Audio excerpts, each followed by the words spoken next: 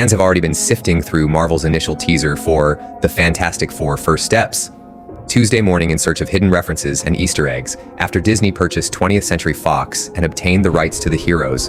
This is the first official appearance of Marvel's first family in the MCU. Reed Richards, also known as Mr. Fantastic, Sue Storm, also known as the Invisible Woman, Johnny Storm, also known as the Human Torch, and Ben Grimm, also known as The Thing, are portrayed by Pedro Pascal, Vanessa Kirby, Joseph Quinn, and Eben Moss-Bachrach. The four pals create one of the most recognizable teams in Marvel history after starting off as ordinary astronauts traveling across space and returning to Earth with superpowers. Galactus, portrayed by Ralph Ineson, is a gigantic evil with the ability to eat entire worlds.